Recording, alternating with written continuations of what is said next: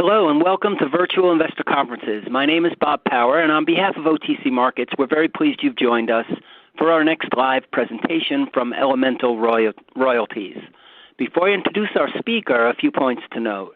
Please submit your questions in the question box to the bottom left of the slides. Once the Q&A session is ended, don't log out. You'll automatically be transferred into the Elemental Royalties booth, where you can continue to ask questions via chat and access additional shareholder materials. On a final note, all of today's presentations will be recorded and available for 24/7 replay.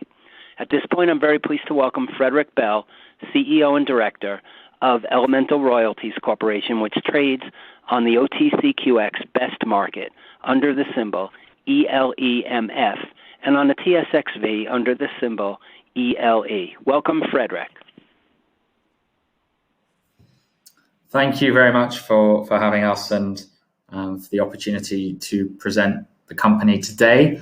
I suspect it will be an introduction for most people, given that we listed the company last summer on the TSXV, and we just started trading on the OTCQX at the end of last year. So we're a relatively new company to the public markets. We have been private.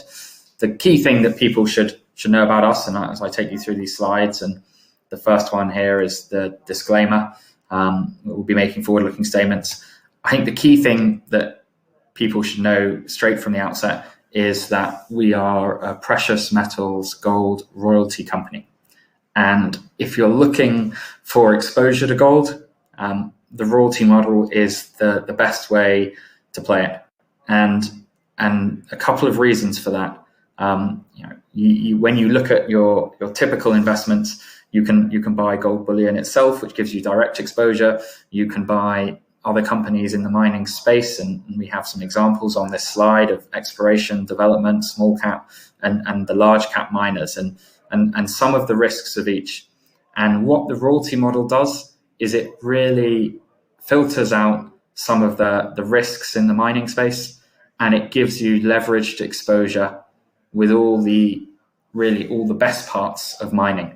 And so a royalty company like Elemental, we can be more diversified than mid-tiers and even the majors can be.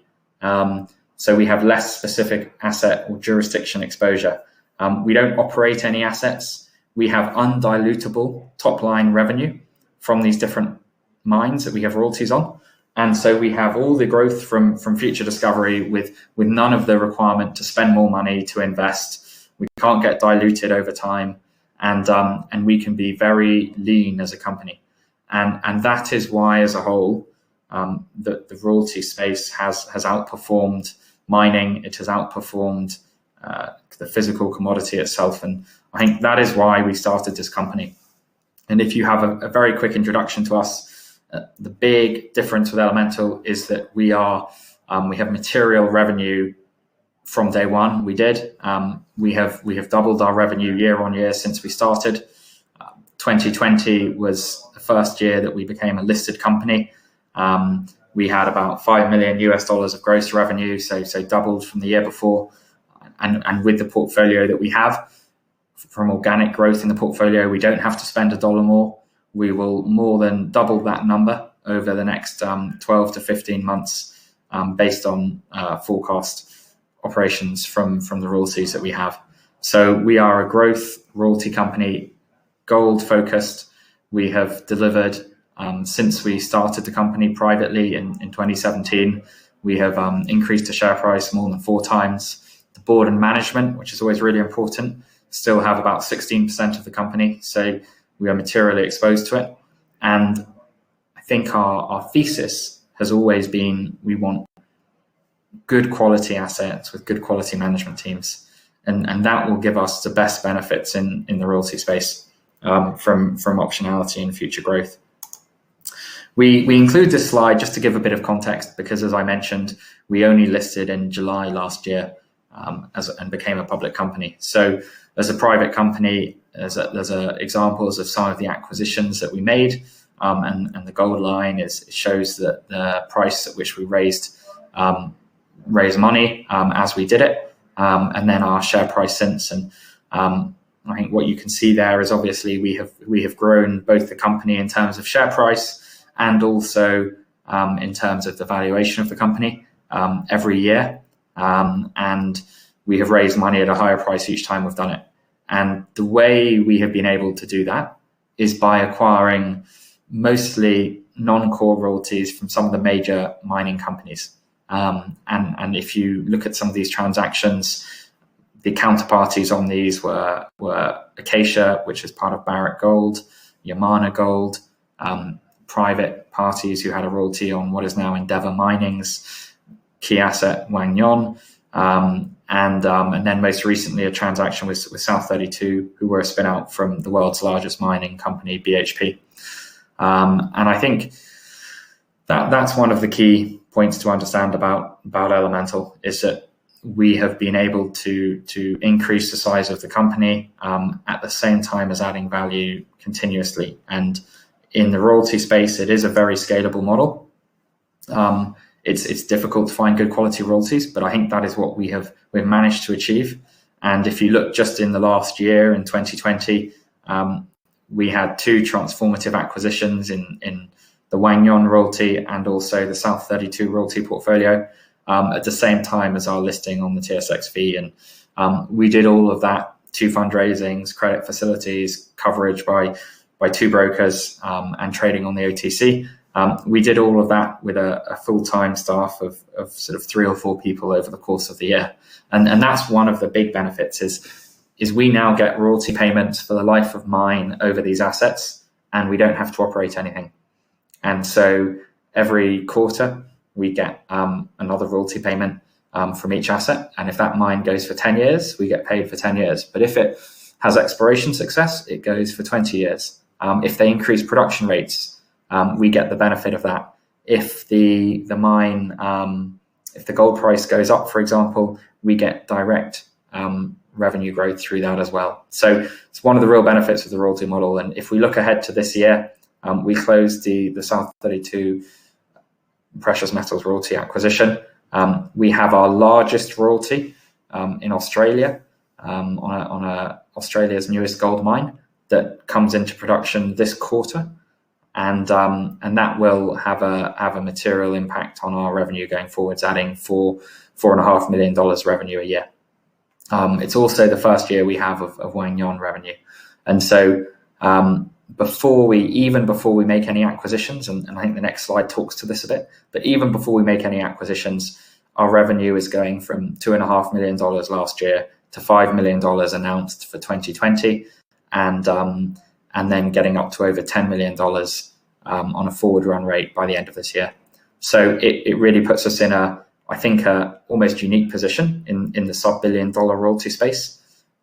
We have the third highest revenue of any royalty company in that space, which is, I think really the opportunity for investors, because what people want in a royalty company is they want that diversified revenue and they want that growth. And we have delivered both of those really from the outset of the company, which is something that differentiates us from any of our peers. And this next slide here talks to that a little bit. And you can see here that the revenue growth, which has been announced to 2020, and also what is forecast based on the operator's guidance for 2021. And that continues out to 2022 and to 2023. And so the royalty I mentioned on Karlawinda that has its first gold pour this quarter, we will have about half a year's revenue from that. And so next year in 2022, we'll have the full year's revenue, which is forecast to be for the $4.5 million. And then in 2022, July, so the middle of next year, one of our other royalties, which is already an operating mine, it starts to pay us from July next year. And so all of a sudden we have that kicking in, and we have half a year of that mine's revenue next year and a full year in 2023. And so if we were locked in a room with no internet connection and unable to travel and unable to do anything, and if there was no management in the company at all, even without doing anything, our revenue would be going from 5 million to over 10 million on a run rate. And the really important thing as well is that we haven't just increased the revenue, we've actually increased the quality of the asset in the portfolio. And I can talk to that a bit as we go through how we choose our royalties and what the sort of criteria are. So moving on to the next slide here, and the management team. And I think that when I probably started in investing myself in mining and in companies, I think I always underappreciated the importance of the management team, and I underappreciated the importance of having people who are committed, incentivized, really motivated, and that is what we have to the core in Elemental. And so the key management team, an average age in our I think mid-30s, but around us we have some really experienced, successful people in the mining industry, and I think that gives us the perfect blend of drive, of ambition, of energy, mixed with the experience that you really need, the contact network, I think the familiarity with capital markets and the track record. And so if you looked across our board, Simon Collins recently joined, and he was a nominated director from South 32, which is a $10 billion plus mining company that recently became our largest shareholder. John Robbins is very well known in Canada as one of the principals of the Discovery Group, and Discovery Group have had some very notable successes in the Canadian market. Most recently, Great Bear, which has gone from being in the last 2 years probably a $40 million company to a $800 million or so company. But for the last 5 or 10 years, very well known for some of the companies they've had. And Martin Cheren, who is CEO of FPX Nickel and an accountant by background. And Martin's been very helpful. We've known him for a couple of years, and he knows Elemental very well too. And Peter Williams, who was one of the co-founders of Elemental alongside myself and Richard, who's our senior VP technical. And Richard and Peter both came from Western Mining in Australia, 30 years and 20 years respectively there. So whole careers in the mining industry, and like John, have a technical background as geologists and geophysicists. And that is what we really benefit from as we go, with their experience, their network, their knowledge of mines and assets. And when we're doing due diligence on projects, it's really important that we have those kind of well-connected, experienced people on the board and management team, and even as some of our shareholders who we can use when we're doing due diligence on projects. And then in the team here, and I'm calling in from London today. On the team here, we have David Baker, Greg Owen, and Megan Sharp as well. And I think a lot of the day-to-day work really gets done by us. And if someone needs to work overnight, put the late shift in, we can do that. And Matt is our CFO who joined on listing the company as well. And 2 people just quickly on the advisory panel: Matt Tack, who was a finance director for London listed royalty company. So really the only other royalty company in the past outside of North America in mining. And Jim, who is one of the other principals of Discovery Group. And again, very well known in Canadian capital markets. So very fortunate to have that team on board, and we continue to add to it as we grow. Very quickly on the capital structure, always important to look at the shareholders, number one. And Elemental directors and management, as I touched on, have about 16% of the company. We have one large German institutional shareholder, Deutsche Balaton, who have been very supportive. We have Tembo Capital, who are a London private equity fund in the mining space. Again, very well known, a lot of successful investments behind them, and very helpful to have them as supportive shareholders. South 32, with the recent acquisition, we bought 3 royalties from them, and as part of that, they bought into our story of how we could build the company and add value and what we've done to date. And so they became our largest shareholder on part of that, with Simon Collins joining the board. And then amongst the other investors, we probably have about 20%, a bit over, who are below the disclosable threshold of 10%. And that's a couple of funds and also some private individuals who have been supportive shareholders and probably hold about 10% between them. In terms of the share price, it's a bit higher than that today, so call it about an 80 million US dollar market cap. We had 11 million as of year end last published results. We had a $25 million debt facility that we took out as part of the South 32 acquisition. And this was with Sprott Lending, who are well known in the gold space. And they actually provided a similar facility at the start of last year when we bought the Wang Yon royalty. And we used that loan facility for 7 months and repaid it. And this loan facility has a minimum 6-month term, so to about the end of July this year, and a 2-year limit on it, so out to 2023. And one of the things that I think that will be a focus for us is we expect that by the end of this year, towards the end of this year, we will be in a position to refinance that debt facility. And that will really stand us apart again in terms of being able to access capital. If we do it, being able to access capital at a cost that is lower, frankly, than most big mining companies can. And that will be, I think, a real differentiator for us going forwards. We're covered by 3 analysts, Canaccord, Hayward, and Roth in the US, who started initiating coverage on us at the beginning of this year. So I think really pleased to have all of those houses covering us, and still not having been listed for a year. So next slide here, and I will come to some of these questions. Thank you for sending them in, and I will come to some of these either as we go through or address them at the end. This is a snapshot of the portfolio, and you can see very diversified both geographically but also in terms of the operators. So we've got some of the operators named on here, but all the royalties are with different operators, and we have them across 5 different countries. And what that does is, while it keeps us to 90% plus gold exposure, it means we're very diversified in terms of jurisdiction, community, even things as weather, and things that you don't always expect but can impact a mine. And that diversification is our strength. And that diversification is what gives us that defensive quality. And it is what will enable us and has enabled us to access things like credit facilities while we're still a 100 million market cap company. As I mentioned, we've grown the share price every time.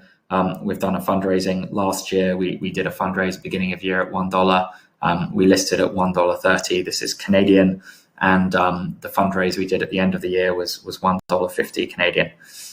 So 2020 was a real year of growth for us, both with the listing, but also with the acquisitions we did that will bring in revenue growth over the next 2 years and onwards. Here are 2 of our most material royalties. And this might be a point to answer a question we had in. And one of the questions was, what are your key criteria for investing in a portfolio company? And so I think one of our criteria for investing in an asset, and we invest at the asset level. So the operators of these mines, we're not shareholders in them. We take 1% of the production of these mines for the life of the mine. We can never be diluted. We can never be cut back. That 1% will keep going as long as the mine keeps going. So if it starts with a 10-year mine life and it goes for 30 years, we keep getting paid that royalty for 30 years. And so one of the key criteria, which you might guess from that, is we want to see good quality assets where we see exploration upside. And we'll take Wang Yon as an example. And this was a royalty we bought at the start of last year. It was scheduled to produce 130,000 ounces of gold a year. And in their first year of production, they actually produced 175,000 ounces. So a really material increase in their production. And so instead of getting 1% of 130,000 ounces, we got 1% of 175,000 ounces. And there's no cost to us of doing that. We can't get diluted if they raise more money. If their costs go up, we aren't exposed to that. We get 1% of gross revenue forever on the life of the mine. And so that mine started with a 10-year mine life. And one of the things that we have already seen is that the new operator of that, Endeavour, who are now a top 10 gold miner globally, so one of the 10 biggest gold miners in the world, they have already announced a $12 million exploration budget on that mine for this year. And that's really important because the benefits of that exploration, which we expect to see additional resources discovered, we will get all the benefit of that at no cost to Elemental. And that's what we're really looking for when we get these royalties. Do they have the exploration potential? So coming back to the question, what are the key criteria? Do they have exploration upside that we will benefit from in the years to come? So yes. Do they have a good quality operator who will be able to manage this mine effectively and efficiently? Yes. And one of the best things about a royalty is you don't have to operate anything. You get checks in the post. And one of the worst things about a royalty, if it's not done well, is that you don't operate the asset and you're then dependent on the operator. So the operator is really important. A few other criteria are the jurisdiction. We're looking at where it is, what the relationship is with the government, with the community, what the history of the asset is, and then really getting into the technical aspects. Is the resource a good quality resource? Is the mine plan reasonable? Where is it on the cost curve? If the gold price goes down by 20%, do they have plenty of margin there? So those are a lot of the things we look for. And I think we saw all of those things when we bought the Karlawinda royalty from South 32. And we closed that transaction at the start of 2021. And this is Australia's newest gold mine. So this is it's a 2% royalty. So unlike Wahgnion, we will have 2% of all the revenue on the life of mine at this asset. And this has first gold pour in this quarter. And I think the key thing here is that this royalty alone will almost double our revenue. And it has a 10 plus mine life like Wahgnion to start with. And like Wahgnion, we see a lot of exploration upside at this asset. And the operator, to our surprise, actually announced that they will have a reserve and resource update this quarter. So before they've even started operating the mine, we expect to see an increased resource base there. And again, we have 2% of everything they discover, everything they mine, and everything they add to it. So it's really good to have assets like these where they're continually adding ounces, but really importantly, actually paying us cash flow. The next two royalties on here are Aminkaya and Mercedes, and I'll go through some of these slides a little bit quicker and we can get to Q&A. But Aminkaya is our highest royalty by percentage, so a 2.25% royalty. It is in Chile, so well-known mining jurisdiction. Austral Gold are listed both on the TSX in Canada and on the ASX in Australia. They have produced 50 to 60,000 ounces pretty consistently for the last 2 years. They had some good exploration updates earlier this year at the Aminkaya mine, where we have our royalty. And I think we're really encouraged to see that exploration happening. Because like we touched on with the other mines, every ounce that they find has a real value to us that we never have to pay for again. And the more they explore, the more they find, the more value it has to us. And the key thing is, because these are operating mines, if you make a discovery, a gold discovery somewhere, the biggest hurdle is raising the money to build the mine. The biggest hurdle is development. And that's when you have the highest risk exposure. So these are de-risked assets that are producing. And so if they find additional ounces, they already have a plant, they already have a mill, they have all the permits, they've spent 100 million building it. And so it is a very high likelihood that ounces that are found at existing mines will be added and actually produce. And that's why we have a portfolio that is so weighted towards producing assets, unlike any other royalty company really in the sub $500 million space.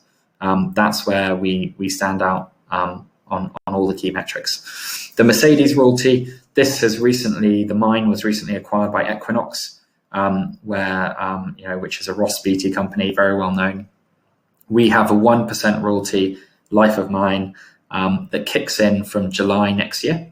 So it was a quirk, a nuance of this royalty that when we bought it, It only started paying from July next year in 2022, but it is on an operating asset. And from our perspective, we see a lot of exploration potential at Mercedes. We're really pleased to see Equinox acquiring it. They are a $3 billion gold miner, so a big team, a lot of experience, and a very good track record. And we're looking forward to seeing what they can do for us on that asset as well. This is one royalty we bought on Laverton in Australia, again from South 32. We break it down into two parts. The short-term oxide production from a historical mill that they actually previously mined from in the mid-2000s. And also, I think what we get very little value for is the Lancefield asset. And this was in the 1990s, one of the top 10 underground gold mines in Australia, produced over 100,000 ounces a year. And since mid-1990s, it has had no work done on it, no exploration.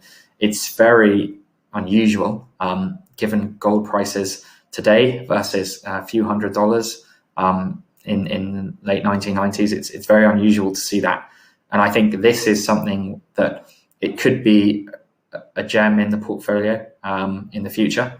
Australia is a tier 1 jurisdiction for mining. We have a 2% royalty, so again, a high rate relatively on this, and on all future production that comes from Lancefield and from some of the oxide resources that they have. So this is one where we're keenly following progress.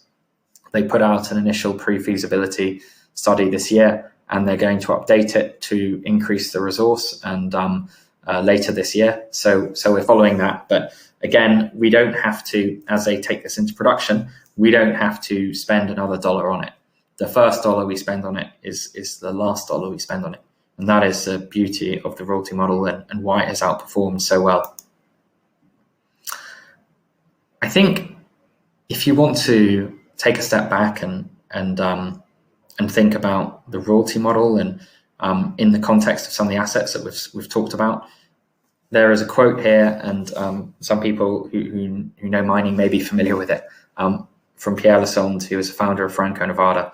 It's the largest royalty company in the mining space. It has delivered Warren Buffett-esque returns over a sort of 15-year period since it was relisted.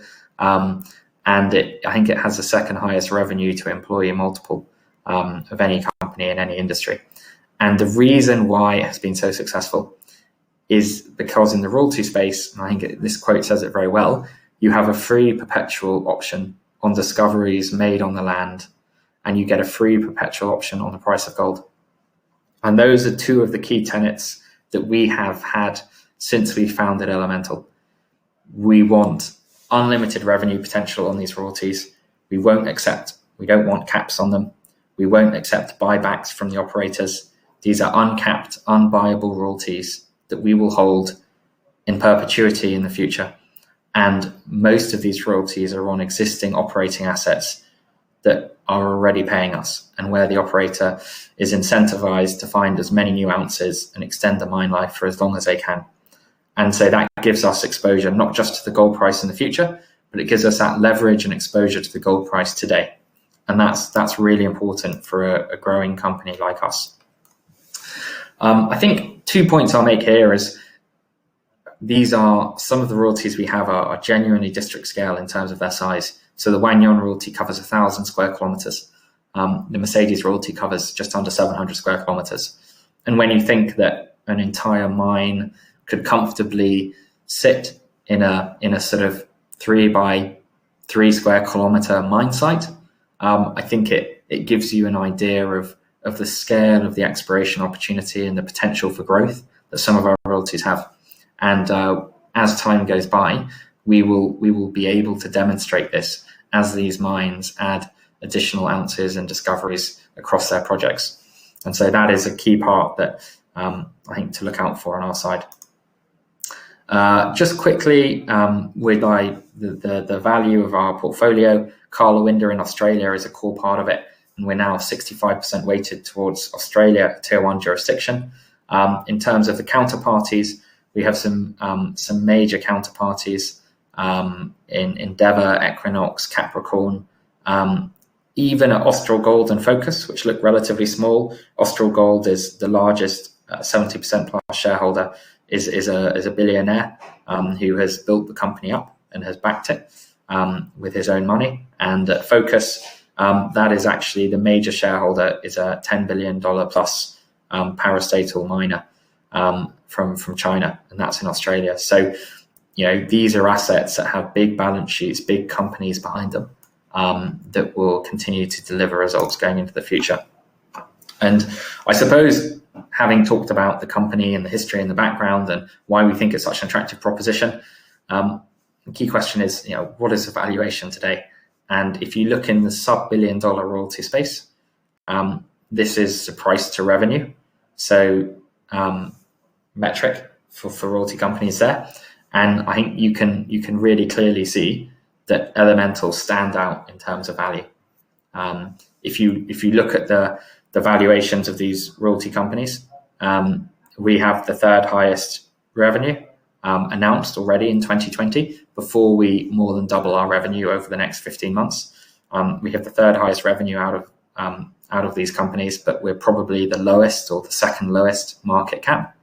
And I think part of that is a function that we haven't been listed for a year. And since we listed, we haven't been able to market the company, to meet any investors. So I think we're a pretty undiscovered story from that respect.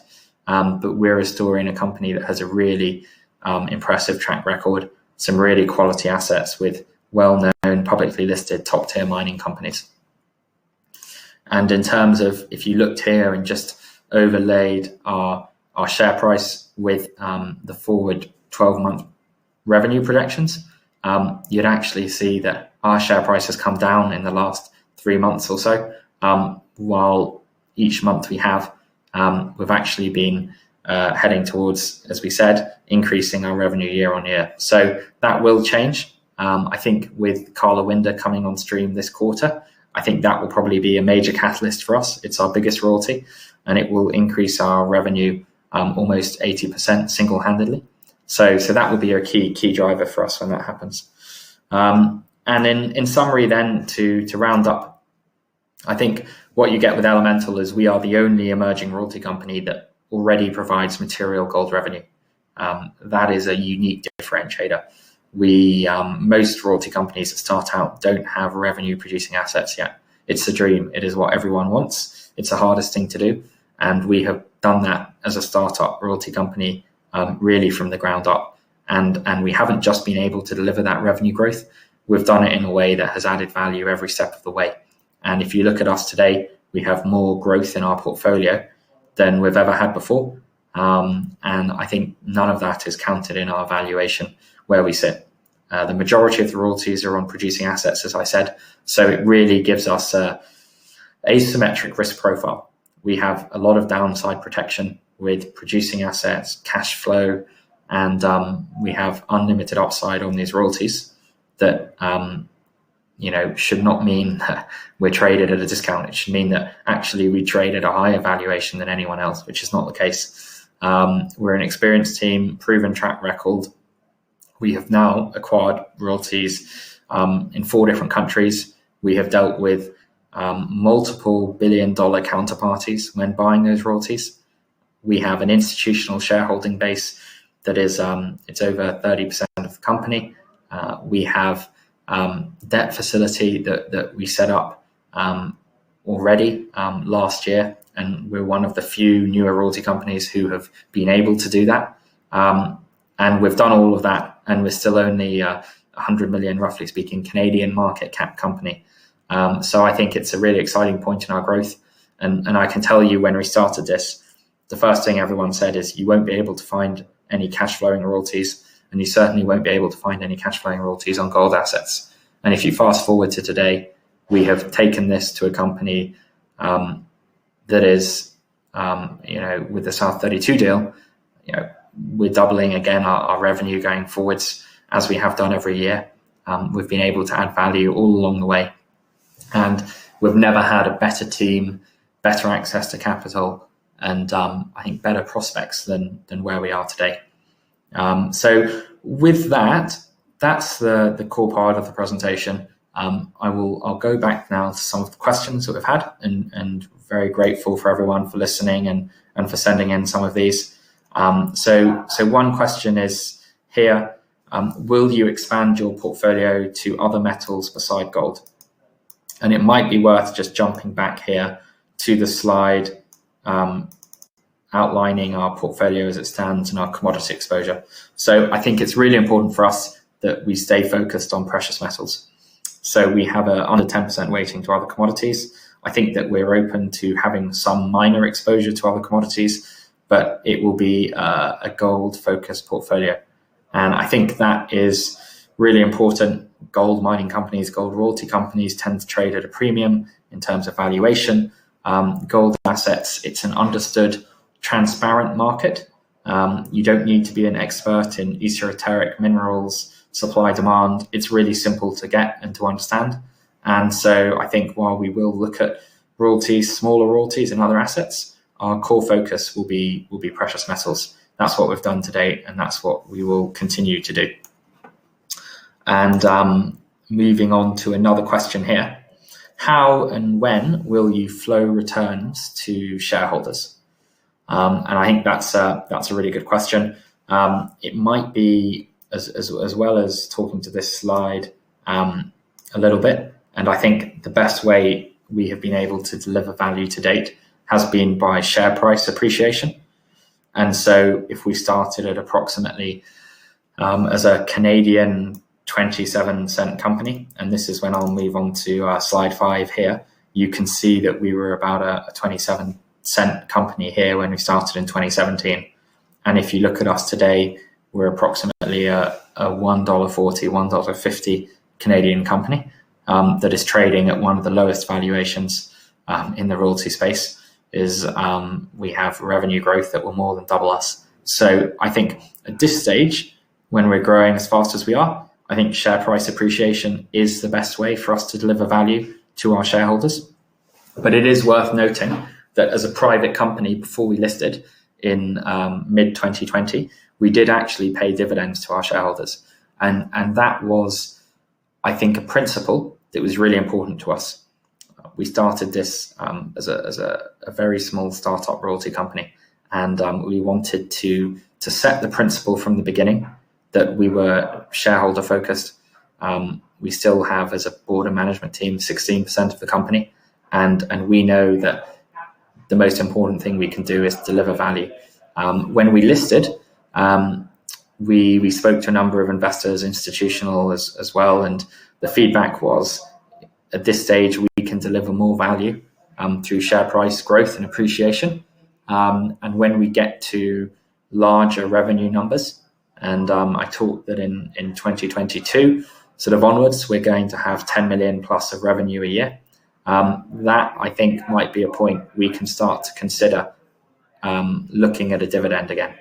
And that, I think, for people, they want to see, number one, that you have money to continue to invest in your royalties before you start considering a dividend. So it's something that we'll keep in mind. And for the moment, still focus on share price growth. But important to note that we have done that in the past, unlike, I think, many other companies. So thank you for those questions. One other one, which I think when we went through the management slide, I probably talked to some of the other directors and management, and actually not myself. So I will just jump back to that now. And on this slide, a bit about my background. So I started Elemental in 2017 with Richard and with Peter, and I studied history at university. So I sort of found my way into mining by accident. And after spending some time working in Australia with Richard, in exploration companies in the mining space, I realized actually some of the risks that are in the exploration space, and how you have to be fortunate in some regards to be successful. You need an alignment of a technical success, a discovery with market conditions to enable you to raise some money to develop the project. And there is a long lead time to cash flow. Whereas with Elemental, we felt that we could build a company, start it privately, be cash flow positive from day one, and with that we could really choose to come to market when we were ready, and that's what we did. We were able to start the company privately with cash flow and take it to a point where we listed, and we had the critical mass, the team, and the track record to be able to hit the ground running. And I think that is why we were able to transact on two such meaningful transactions for us, really transformative in terms of the size and scale and what they deliver. I think it's the reason why South 32 did the deal with us and are now our largest shareholder. I think it's the reason why we've increased institutional ownership along the way, each fundraise we've done. So that's some background, as well as working for an ASX listed uranium company. I've worked for some AIM listed exploration companies, and in 2018 I won the award at Mines and Money in London for the Young Rising Star, and I'm also involved with Young Mining Professionals, which is a global group to, I think, really encourage and help young people coming into the industry to network. If you're familiar with the mining industry, it's some people say there's a slight demographic issue, and that there is a gap in skills and age, and I think anything we can do to help bring young people in and network and learn from those who do have experiences is really valuable. So I'm really pleased to be part of that group as well. So that's a quick summary, just recap on myself, and I think that covers off the key questions that we've had that weren't already covered in the presentation. And so what we'll do is we'll wrap up there. But I would encourage you, if you have any questions, please feel free to email the company, sign up for a newsletter, go to our website and read a bit more. We do genuinely enjoy hearing from investors and shareholders. And in the age of COVID, where we've had to be working from home, particularly in London, it's actually it's really nice to hear from people who have backed us and who are part of the story. So thank you very much, everyone, for your time, and look forward to hopefully hearing from some of you directly.